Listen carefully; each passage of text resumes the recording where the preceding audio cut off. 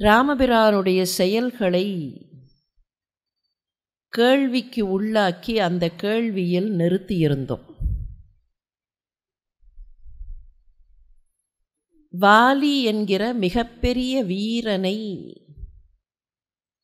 ராமன் அழித்தது சரிதானா, அவசியம்தானா?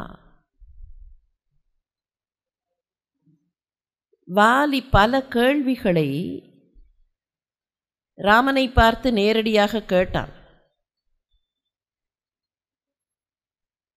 அண்ணன் தம்பி நாங்கள் 2 பேர் சண்டை போடுறோம், எங்களுக்குள்ள இருக்கக்கூடிய பிரச்சனையில் நீ எங்கேருந்து நடுவில் வந்த?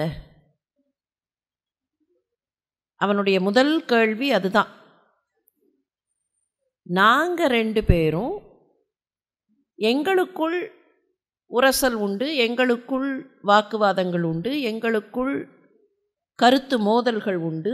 அந்த கருத்து மோதல்கள் இருக்கும்போது நாங்கள் 2 பேரும் சண்டை போடும்போது நீ எதற்காக நடுவில் வந்தாய்? கேட்பது நியாயம்தானே? அண்ணன் தம்பி சண்டையில் நீ எங்கேருந்துப்பா வந்த? தாரை சொன்னபோது நம்பிக்கையோடு சொன்னவன், ராமன் மீது அபரிமிதமான நம்பிக்கையை வைத்து அம்பிடை தொடுக்குமோ அருளின் ஆழியான்னு கேட்டான். அம்பு இடை தொடுக்குமோ, கருணையை தன்னுடைய உள்ளத்தில் கடலாக வைத்திருப்பவன், கருணை கடலாக இருக்கிறவன் எங்கள் அண்ணன் தம்பி சண்டைக்கு நடுவில் வருவானா? அவனை பற்றி இப்படி நினச்சிட்டியே அப்படின்னா. தாரைக்கிட்ட இப்படி சொல்லிவிட்டு வந்தான். அதே விஷயத்தை தான் ராமன் கிட்ட கேட்டான். எங்கள் 2 பேருக்கும் இருக்கிற சண்டை, அதில் நீ எங்கேருந்து வந்த? இது கொஸ்டின் நம்பர் 1. அந்த கொஸ்டின் நம்பர் 1 சப்ஸ்டான்ஷியேட் பண்ணுறதுக்கு ஒன்று சொன்னான். நீ யார் தெரியுமா ராமா? வாய்மையும் மரபும் காத்து மண்ணுயிர் துறந்த வள்ளல் தூயவன் பரதன் முன் தோன்றினாயே. ராமனை பார்த்து வாலி சொன்ன வார்த்தை, நீ யாரோட பிள்ளை? தசரத சக்கரவர்த்தியோட பிள்ளை. நீ பரதனுக்கு முன்னால் பிறந்த அண்ணனா? பரதனுக்கு முன்னால் நீ பிறந்திருக்கலாமா? பரதன் எப்பேற்பட்டவன், அவனுக்கு முன்னால் நீ ஒரு அண்ணனா? வாய்மையும் மரபும் காத்து மண்ணுயிர் துறந்த வள்ளல். தசரத சக்கரவர்த்திக்கு வாலி கொடுத்த அடைமொழி அது. உங்கள் அப்பா எப்பேற்பட்டவர் தெரியுமா? தான் கொடுத்த வாக்கை காப்பாற்றணுங்கிறதுக்காகவும் பாரம்பரியத்தை காப்பாற்றணுங்கிறதுக்காகவும் தன்னுடைய உயிரையே கொடுத்த தசரத சக்கரவர்த்தி. ரொம்ப டெக்னிக்கலாக பேசினான் வாலி அதில். அந்த தசரத சக்கரவர்த்தியோட பிள்ளை இந்த மாதிரி மரபு மீறி வேற யாரோ 2 பேர் சண்டை போட்டுக்கும் போது உள்ளே வரலாமா? அதுக்கு அடுத்தது ஒரு கேள்வி கேட்டான். Question number 2. அரக்கர் ஓர் அழிவு செய்து கழிவரேல் குரக்கு இனத்தை கொல்ல மனுவின் நீதி கூறிற்றோ? அரக்கர்கள் தப்பு பண்ணினார்கள், அதுக்கு நீ எங்கே பழி தீர்த்துக்கிற? உன்னால் அரக்கர்கள் பக்கத்தில் போக முடியல, அதனால் எங்களை வந்து பழி தீர்த்துக்கிறியா? இது என்னப்பா நியாயம்? யாரோ தப்பு பண்ணினா யாருக்கோ பழியா? Can you make us a scapegoat? இது அவனுடைய கொஸ்டின் நம்பர் 2.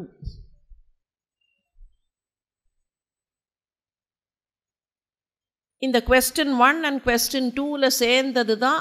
இதில் எங்கே வேணாலும் சேர்க்கலாம். நாட்டு ஒரு கருமம் செய்தாய், காட்டு ஒரு கருமம் செய்தாய், என்னமோ தியாகம் பண்ணுற மாதிரி ஒரு ராஜ்யத்தை கொடுத்துட்டு வந்தேன், இங்கே வந்து எம்எல் அம்பு போட்டிருக்க.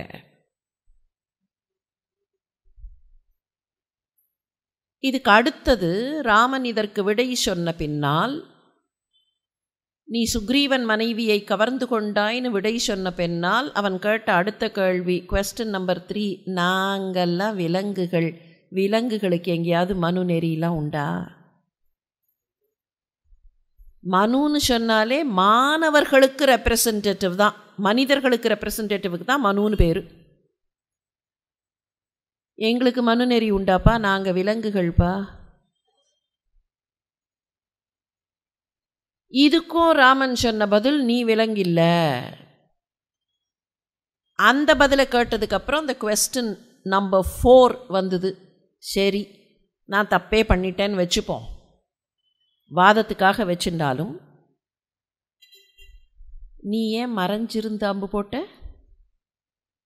நேரம் வந்திருக்க வேண்டியது தானே. எவ்வளோ நியாயமான கேள்வி. If you find fault with someone, நேர போய் திஸ் இஸ் த மிஸ்டேக் சொல்ல வேண்டியது தானே. உண்மையிலேயே ஒரு தவறு இருக்கும் என்றால் அதை நேரடியாக சந்தித்து இது தப்புப்பா அப்படின்னு சொல்கிற தார்மீக தைரியம் எங்கே போச்சு? எதுக்காக மறைந்திருந்து அம்பு போட்டாய்? இந்த கடைசி கேள்விக்கு ராமன்கிட்ட பதில் வரல. ஒரு சால்ஜாப்பு பதில் யார்கிட்ட வந்தது? லக்ஷ்மணன்கிட்டேருந்து வந்தது. நீ எதிரில் வந்துட்டேன்னா, காலில் விழுந்துட்டேன்னா 2 பேருக்கு அடைக்கலம் தர முடியாது. எப்படியெல்லாம் அடைக்கலம் தரக்கூடிய ராமன் என்பதையும் காவியம் முழுக்க பார்க்கிறோம் இல்லையா? பலவிதமாக அடைக்கலம் தருகிற ராமன். நேற்றைக்கே பார்த்துருக்கோம் எல்லாத்தையும். இப்போ ராமன் செய்தது சரியா? ஒரு கேள்வியையும் வைத்து கொண்டு பார்க்கலாமா? வாலி கேட்ட 4 கேள்விகள். முதல் கேள்வி என்ன? நானும் என் தம்பியும் சண்டை போடும்போது நீ எங்கேருந்து வந்த நடுவில்?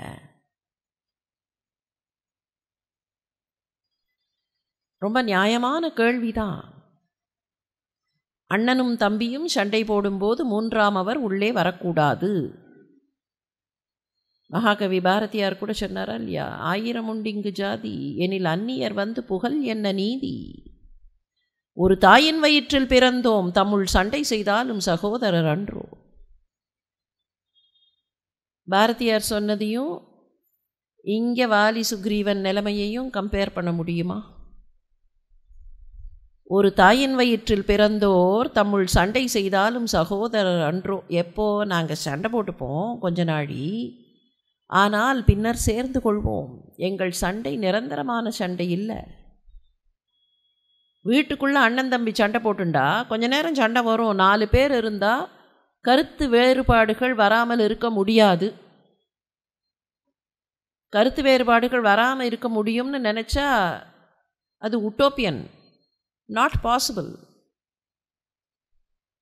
4 பேர் இருந்தால் எவ்வளவு தான் அணுக்கமாக இருந்தாலும், எவ்வளவு தான் அன்பானவர்களாக இருந்தாலும் டிஃப்ரென்சஸ் ஆஃப் ஒப்பீனியன் வரத்தான் வரும். டிஃப்ரென்சஸ் ஆஃப் ஒப்பீனியன் வந்தால் தான் ஹெல்த்தி.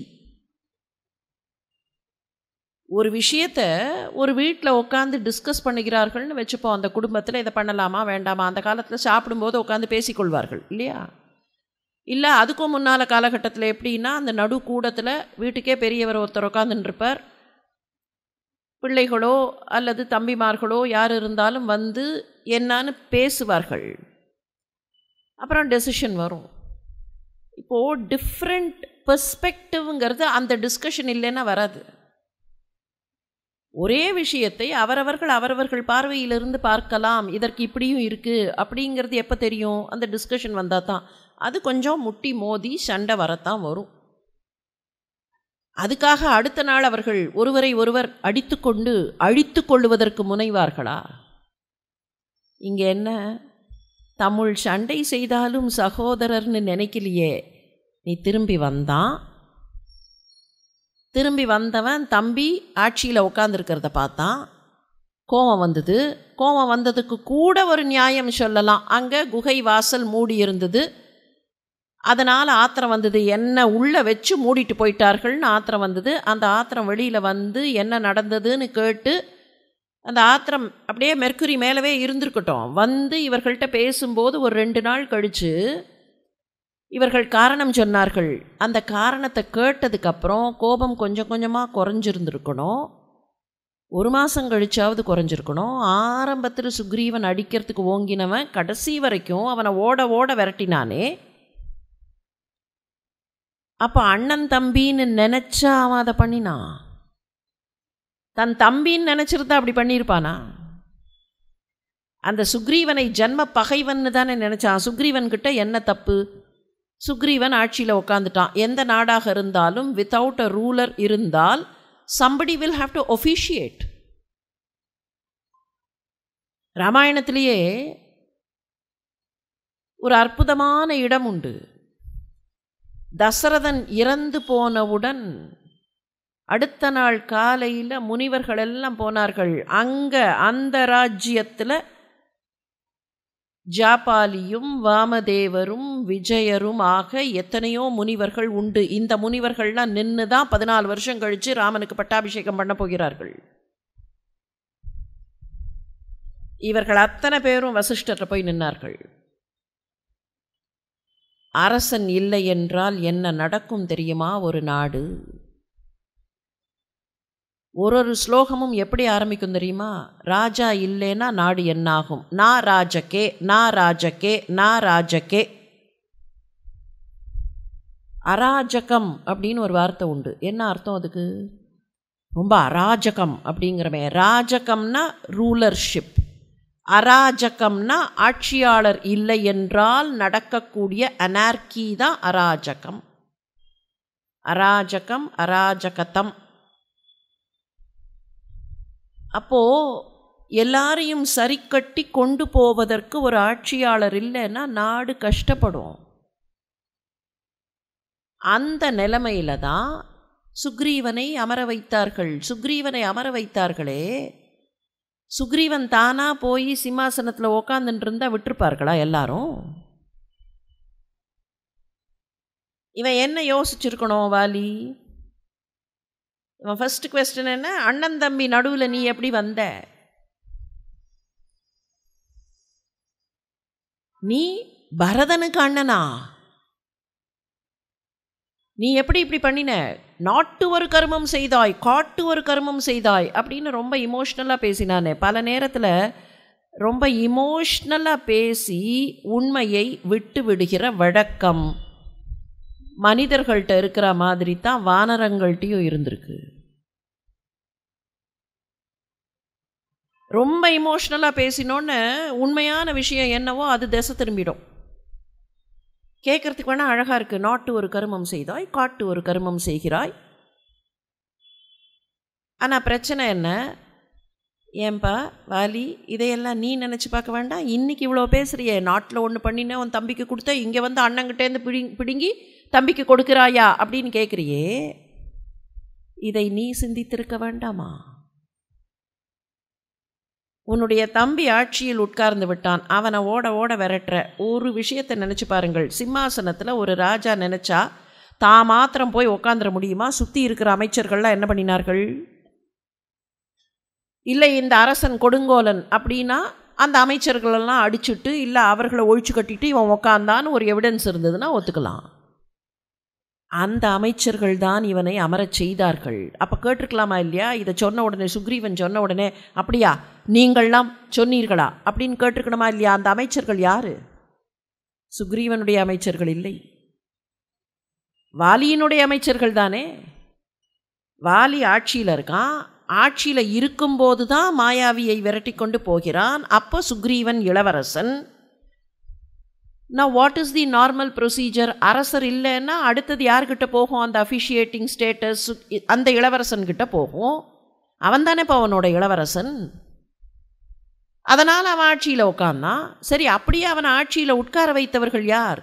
உன்னுடைய அமைச்சர்கள். யாரை அமைச்சர்களாக நீ நம்பினாயோ அந்த அமைச்சர்கள். அப்போது ஒரு வார்த்தை அவர்கள்ட்ட கேட்டிருக்கணுமா இல்லையா? ஏன் ஆஞ்சநேயனும் மற்றவர்களும் சுக்ரீவனோட போயிருக்கிறார்கள்னு நினச்சி பார்த்துருக்க வேண்டாம்? இந்த ஆஞ்சநேயனை பற்றி இன்னும் கொஞ்ச நாள் கழித்து தான் இறந்து போகிற நிலைமையில் ராமன்கிட்ட இந்த ஆஞ்சநேயன் ஒருத்தன் கூட இருந்தான்னா நீ எதை வேணாலும் சாதிக்கலாம்னு சொல்ல போகிற வாலி. அப்போ you know the merits of Hanuman. அந்த ஹனுமனே இப்போ நம்ம கூட இல்லையே, சுக்ரீவனோட இருக்கானே, அப்படின்னா ஏதோ சுக்ரீவன் பக்கத்தில் கொஞ்சமாவது நியாயம் இருக்கும் அப்படிங்கிறத நினச்சிருக்கணுமா வேண்டாமா? இவ்வளவு நேரம் அதை நினைக்கலன்னா அந்த அளவுக்கு கோபம், அந்த அளவுக்கு கோபம் இருந்திருக்கு. அப்போ அண்ணன் தம்பி எங்கே? தம்பியை ஓட ஓட விரட்டி அவன் பயந்து போய் நீ காலை வைக்க முடியாத இடத்துக்கு போய் பயந்து போய் இருக்கான்னு சொன்னால், அப்போ அண்ணன் தம்பி உறவில் நீ இடை புகுந்தாயேன்னு கேட்கறதுல எந்த நியாயமும் இல்லையே. கேள்வி 1. சரி, அடுத்த கேள்விக்கு வரலாமா? என்ன? அறக்கர்வோர் அழிவு செய்து கழிவரேல் குறக்கினத்தை கொல்ல மனுநெறி கூறிற்று உண்டோ? கொஞ்சம் நில்லுப்பா. இந்த விஷயம் உனக்கு எப்படி தெரியும்? பேசிக்கை தொட்டு பார்க்கலாம். ராவணன் வந்து சீதையை தூக்கி கொண்டு போன விஷயம் வாலிக்கு தெரிஞ்சிருக்கு. ராமனும் லக்ஷ்மணனும் சுக்ரீவனைத்தான் சந்திச்சார்களே தவிர ராமனும் லக்ஷ்மணனும் வாலியை சந்திக்கலை. அப்போ ராமன் லக்ஷ்மணன் வழியாக இந்த செய்தி வாலிக்கு போகலை. சுக்ரீவனோ அனுமனோ போய் வாலிக்கிட்ட இந்த செய்தியை சொல்லியிருக்க முடியாது. அப்போ வாலிக்கு எப்படி தெரிஞ்சுது? அப்போ வாலிக்கு சுற்று வட்டாரத்தில் என்ன நடக்கிறதுன்னு தெரிஞ்சிருக்கு. கிஷ்கிந்தைக்கு பக்கத்தில் தான் அவர்கள் தங்கி இருந்திருக்கிறார்கள், பஞ்சவடி பகுதி. அப்போ தெரிஞ்சு இருந்திருக்கு. He had known what had happened. நீ தானே அந்த பகுதியில் இருக்க.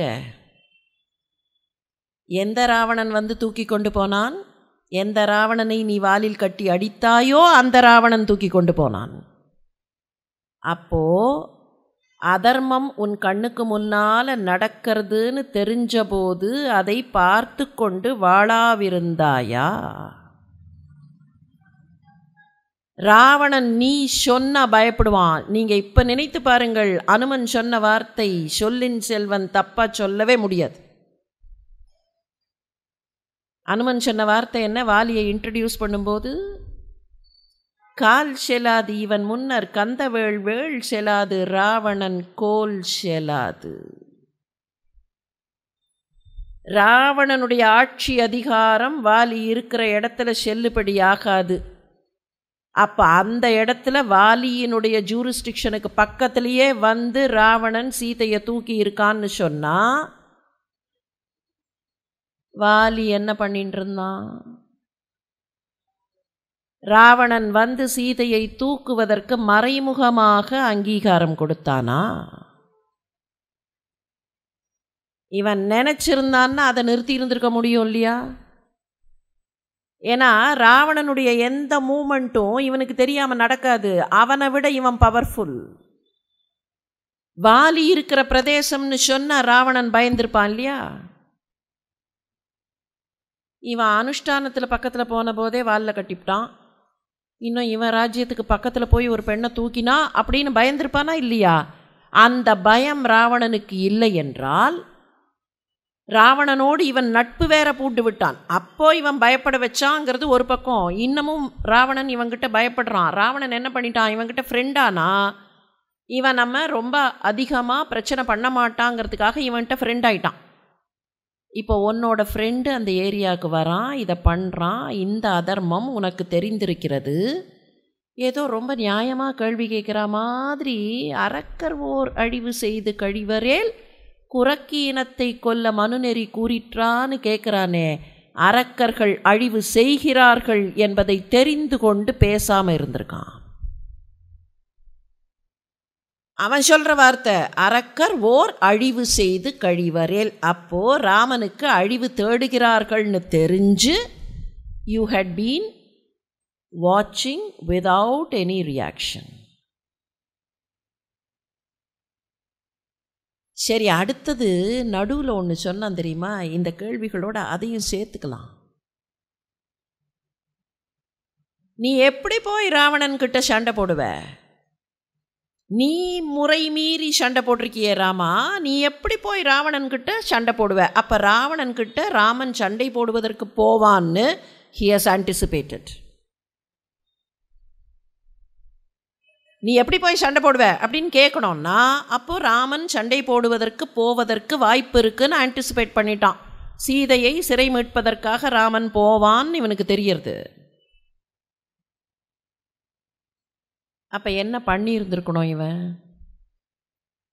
ஒன்று ராவணனை தடுத்திருக்க வேண்டும், இல்லை என்றால் even before Rama comes here இவன் என்ன பண்ணியிருக்கணும், இவன் போய் இந்த மாதிரி தப்பு பண்ணிட்டான், நாம் அவன் மீது படையெடுத்து போவோம் அல்லது நான் போகிறேன் அப்படின்னு இவன் பண்ணியிருந்திருக்கணுமா இல்லையா? இவன் தர்மத்தின் பக்கம் நின்று இருந்தா இவன் ஏதாவது ப்ரோஆக்டிவாக அதுக்கு பண்ணி இருந்திருக்கணும். அப்போ என்ன எதிர்பார்த்துருக்கான்? நடுவில் சொல்கிறான், நீ ராவணன்ட்ட எப்படி போவ அப்படின்னு கேட்டுட்டு என்கிட்ட சொல்லியிருந்தா நான் ராவணனை இழுத்துட்டு வந்து உங்ககிட்ட விட்டுருப்பேனேங்கிறான். அப்போ என்ன எதிர்பார்த்துருந்துருக்கான்? ராவணன் செய்யறதை செய்யட்டும், ராமனுக்கு கஷ்டம் வரும், அந்த ராமன் நம்மை தேடி வருவான், நாம் உதவி பண்ணுற மாதிரி பண்ணலாம்னு இவன் பிளான் பண்ணி தன்னிடத்தில் ராமன் வந்து நிற்க வேண்டும்னு எங்கேயோ ஒரு அகங்காரத்தில் இருந்திருக்கான். அவன் உள்ளத்தில் அந்த அகங்காரம் இருந்ததுனால தான் இந்த வார்த்தைகள்லாம் வருது. பெரியோர்களே, இந்த வார்த்தைகளெல்லாம் வெறுமனை இமோஷ்னலாக கேட்டுட்டு ஆஹா இவ்வளவெல்லாம் கேட்டானே வாலி அப்படின்னு நினைக்கிறோம். ஆனால் அந்த வார்த்தைகளையே எடுத்துக்கொண்டு பார்த்தால் இவ்வளவெல்லாம் தெரிஞ்சும் எப்படிப்பா நீ பேசாமல் இருந்த? ராமன் அந்த கேள்வியை கேட்கல, லக்ஷ்மணன் அந்த கேள்வியை கேட்கல, கேட்டிருக்கணும், கேட்கல. ஏன்பா இவ்வளவெல்லாம் உனக்கு தெரியறது? பரதன் முன் தோன்றினாயே அப்படின்னு தெரியறது. வாய்மையும் மரபும் காத்து மண்ணுயிர் துறந்த வள்ளல். என்ன அர்த்தம் தெரியுமா? ரொம்ப அற்புதமான விஷயம் அது. Vaali had so much of technical knowledge and legal knowledge. வாய்மை மரபு. வாய்மை காப்பதற்காக தசரத சக்கரவர்த்தி உயிரை விட்டார், தெரியும் எல்லாருக்கும். கொடுத்த வாக்க பொய்யாக்க கூடாது. கையைக்கு 2 வரம் கொடுத்தாச்சு, கொடுக்குறேன்னு சொல்லிட்டார். அவ கிடந்தா கீழே, தன்னுடைய அணிகலன்களை எல்லாம் நீக்கி விட்டு கிடந்தாள். நெற்றியிலிருந்த பொட்டையும் அழித்து விட்டு கிடந்தாள். அழக வாழ்நுதல் திலகமும் அழித்தாள். அப்படி கீழே விழுந்து கிடந்தா. அதுவும் வால்மீகி ரொம்ப அழகாக சொல்வார். அவள் என்ன பண்ணா, எங்கே இருந்தா வந்து பார்க்குறார். தசரத சக்கரவர்த்தி நேர கைகேயி மாளிகைக்கு தான் வந்தார். ஏன்னா அவருக்கு ஒரே சந்தோஷம், ராமனுக்கு நாளைக்கு பட்டாபிஷேகம், அதை முதல்ல யார்கிட்ட ஷேர் பண்ணணும்? கைகேயி கிட்ட. அவரை பொறுத்த வரைக்கும் எந்த ராஜரீக விஷயமாக இருந்தாலும், எந்த சந்தோஷ செய்தியாக இருந்தாலும் முதல்ல யார்கிட்ட ஷேர் பண்ணணும்? கைகேயி கிட்ட. அதுக்கு பல காரணங்கள் உண்டு. அதில் முக்கியமான ஒரு காரணம், ராமனை வளர்த்தவள் அவள். ராமனை வளர்த்தவள் கைகேயி, பரதனை வளர்த்தவள் கோசலை. தெரியாம பண்ணல சக்கரவர்த்தி. 4 பிள்ளைகளில் இதுதான் மூத்த பிள்ளை. இந்த மூத்த பிள்ளைக்கு there should be a training in royal activities. எப்படி ரீகல் ஆக்டிவிட்டீஸை கேரி ஆன் பண்ணணும்னு தெரியணும். இதில் கோசலை சாதாரண பெண், சுமித்ரை சாதாரண பெண். இந்த 3 பேர்லேயே அரசர் இனத்தை சேர்ந்தவள்ங்கிறது கைகேயி மட்டும்தான். அதை கூனி சொல்கிறா, அரசரில் பிறந்து அரசரில் வளர்ந்து பேரரசி ஆனனி. இப்போ சில பேர் அரச குடும்பத்தில் பிறப்பார்கள், ஆனால் அதே அரச குடும்பத்தில் வளர்வார்களாங்கிறது சந்தேகம். இன்னொரு இதிகாசமாக இருக்கிற மகாபாரதத்தில் வருகிற குந்தி ஒரு எக்ஸாம்பிள். அவ பிறந்தது சூரசேனருடைய மகளாக, வசுதேவருடைய சகோதரியாக, ஆனால் வளர்ந்தது இன்னொரு அரசன் வீட்டில் குந்திபோஜனுடைய மகளாக. அப்போ ஒரே அரச குடும்பத்தில் பிறந்து அரச குடும்பத்திலேயே வளர முடியுமான்னா சில சமயம் நடக்காது. கைகேயியை பொறுத்த வரைக்கும் கேகய நாட்டு அரசன் அஸ்வபதிக்கு மகளாக பிறந்து அஸ்வபதியின் செல்ல மகளாகவே வளர்கிறாள். சில குடும்பங்களில் பார்க்குறோம், அரச குடும்பத்தை சேர்ந்த பெண்களாக இருப்பார்கள். ஆனால் கல்யாணமாகி போகும்போது அதுக்கு ஈக்குவல் ஸ்டேட்டஸில் இல்லாமல் இன்னொரு அரச குடும்பம் குறைச்சலாக இருக்கலாம். இல்லை அரச குடும்பத்தை சேர்ந்த பெண் வேறு ஏதாவது குடும்பத்தை சேர்ந்த மாப்பிள்ளையை கல்யாணம் பண்ணி கொள்ளலாம். சாவித்ரி அரச குடும்பத்தை சேர்ந்தவள், ஆனால் போய் கல்யாணம் பண்ணின்றது அந்தணர் வீட்டு சத்தியவான.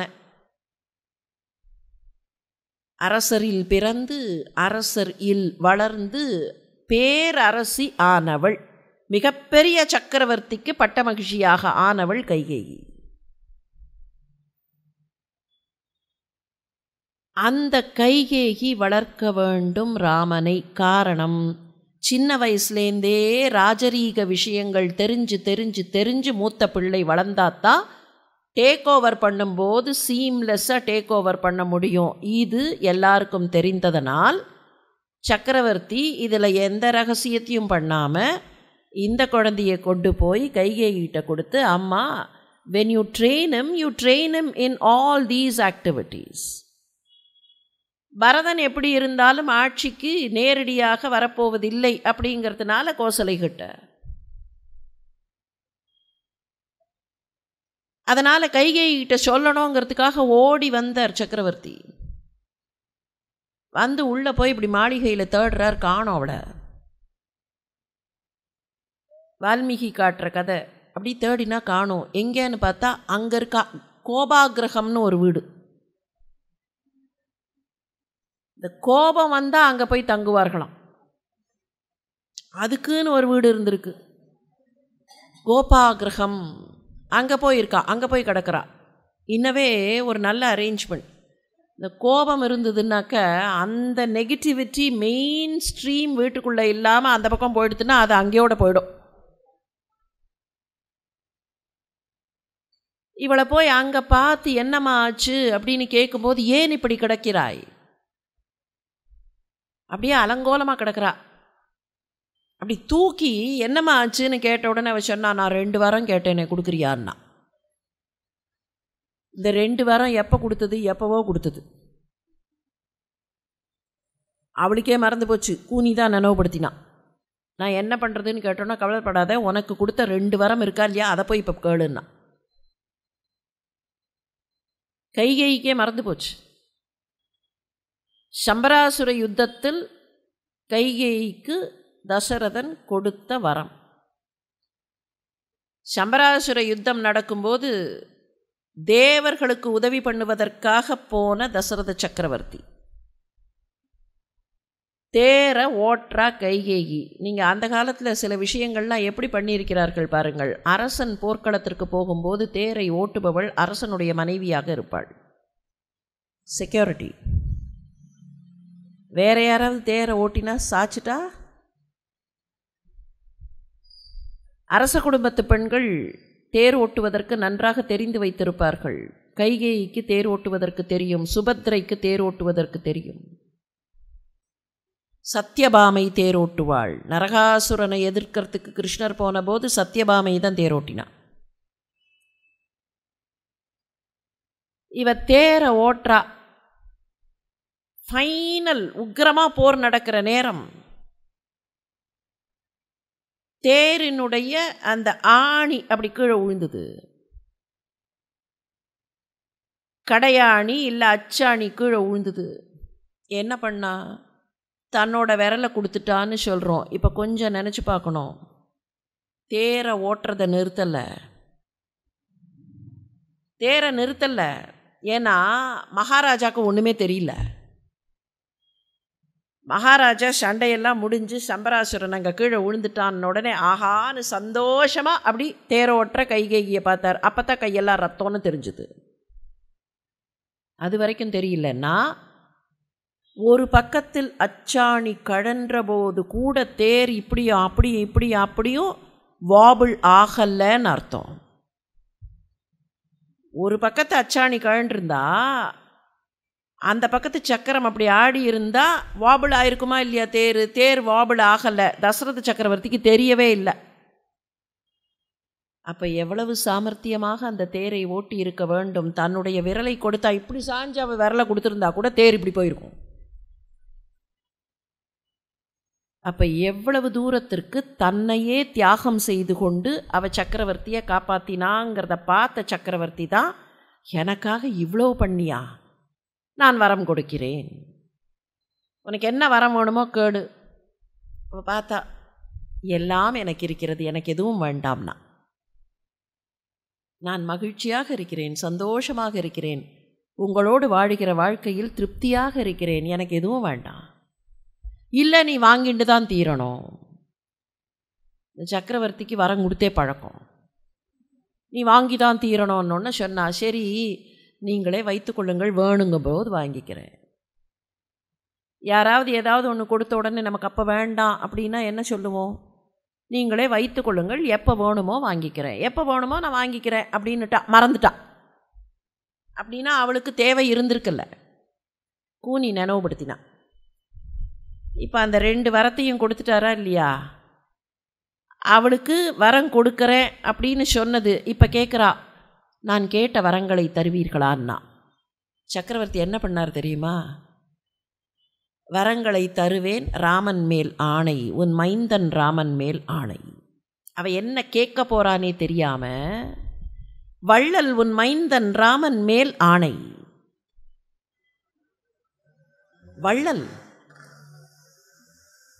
கேட்காமலே கொடுக்கறது தான் வள்ளல் தன்மை. இப்போ நீ கேட்டுட்ட, அதனால் வள்ளலாக இருக்கிற உன் மைந்தன் ராமன் மீது ஆணை. அப்போ தான் கேட்குறா. இப்போ கொடுத்த வாக்க திரும்பி வாங்க முடியாது. இக்ஷ்வாகு குலத்தவர்கள் கொடுத்ததை திரும்ப வாங்க மாட்டார்கள். குலத்துக்கே பெருமை போயிடும், அதனால் திரும்ப வாங்க முடியாது. அதுக்காக தன்னுடைய உயிரையே சொல்கிறார் சக்கரவர்த்தி. நீ வரம் கேட்டுட்ட, அம்மா மண்ணே கொள். நீ என்ன கேட்ட? பரதனுக்கு ராஜ்யம் வேணும்னு.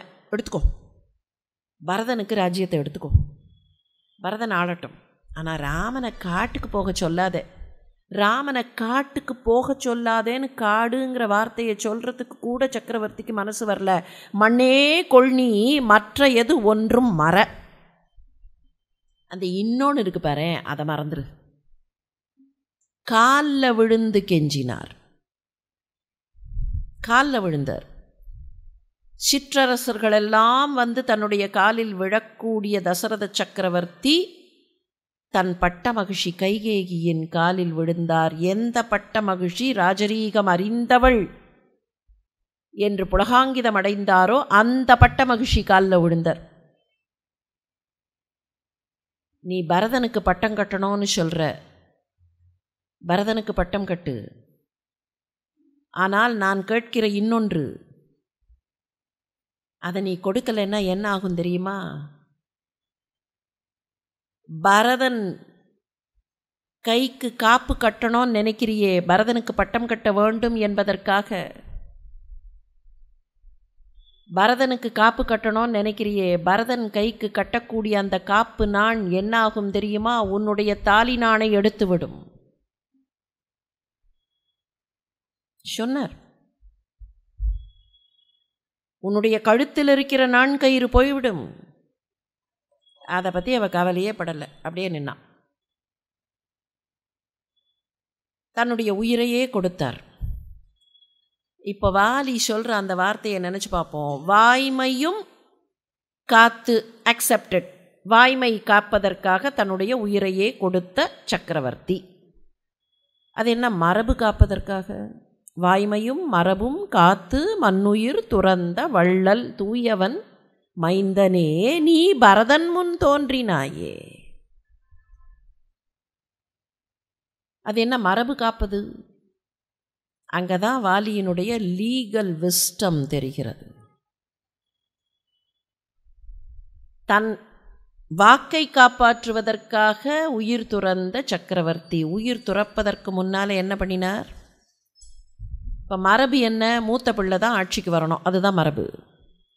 அந்த மரபை காப்பாற்றுவதற்காகத்தான் மூத்த பிள்ளையை கொண்டு போய் கைகிட்ட வளர்கிறதுக்கும் கொடுத்துருக்கார். இப்போ மரபு மீறப்படுகிறது, மூத்த பிள்ளை இல்லை, அதற்கு அடுத்ததாக இருக்கிற பரதனுக்கு பட்டம் கட்ட வேண்டும்னா இக்ஷ்வாகு குலத்தில் இவ்வளவு நாள் வந்த மரபு மீறப்படும். வால்மீகி மகரிஷியோட கணக்குப்படி இக்ஷ்வாகுல ஆரம்பித்து ராமன் வரைக்கும் வந்தால் கிட்டத்தட்ட 40 ஜெனரேஷன் தாண்டிடும். 40 ஜெனரேஷனாக இருக்கிற ஒரு மரபு, அந்த மரபு மீறப்படுகிறது. அப்போ அந்த மரபு மீறப்படுகிறதுன்னா அதை மீறறதுக்கு விடுறதுங்கிறது அவ்வளவு சரியில்லையே. சக்கரவர்த்தி என்ன பண்ணுறார் தெரியுமா? அதுக்கு தான் அதை நினச்சி பண்ணல சக்கரவர்த்தி. சக்கரவர்த்தி பண்ணினதை வாலி பார்க்குற ஆங்கிள். இறந்து போகக்கூடிய நேரத்தில் என்ன சொல்லிட்டார், இந்த கைகேயி என் மனைவி இல்லை. சக்கரவர்த்தி ஒரு ஆங்கிளை நினைக்கிறார் தான், பரதன் என் மகன் இல்லை. அப்படின்னா என்ன, இது அவ வாங்கின ராஜ்யம், அவ என்கிட்டேந்து அபகரிச்ச அந்த ராஜ்யத்தை அவ பரதனுக்கு கொடுத்தா ஓகே. ஆனால் தசரத சக்கரவர்த்தி தன்னுடைய இளைய மகனுக்கு பட்டம் கட்டி விட்டார் என்கிற அந்த அபவாதம் வராது. ஏன்னா அவன் என் பிள்ளை இல்லை போ. எப்படி அந்த இடத்துல பிரேக் பண்றார். பரதன் ஆட்சிக்கு வந்தால் அவன் இக்ஷ்வாகு குல தனமாக வரமாட்டான். இக்ஷ்வாகு குலத்தை சேர்ந்தவனாக டிசெண்டன்ட் ஆஃப் திஸ் ஃபேமிலின்னு வரமாட்டான். He will be Kaikeyi son. Kaikeyi என்ன பண்ணா, அவள் அபகரித்தாள். அபகரிக்கப்பட்ட நாட்டை அவன் ஆளுகிறான், அவ்வளவுதானே தவிர அவன் தசரத சக்கரவர்த்தியினுடைய மகனாக டி பரதான்னு வரமாட்டான். நீங்கள் அந்த டிசெண்டன்சியில் அவனை கொண்டு வர முடியாது சொல்லிட்டு இறந்து போனார். இதை சொல்லிட்டு இறந்து போனார். அதனால தான் கவிச்சக்கரவர்த்தியினுடைய ராமாயணத்தின்படி தசரத சக்கரவர்த்திக்கு பரதன் ஈமக்கடன்களை செய்யவில்லை, சத்ருகுணன் தான் பண்ணினான். வசிஷ்டர் தடுத்துட்டார். அப்பா நீ பண்ண முடியாதுப்பா, உங்கள் அப்பா இந்த மாதிரி சொல்லிட்டார், sorry, you are no longer his Sun.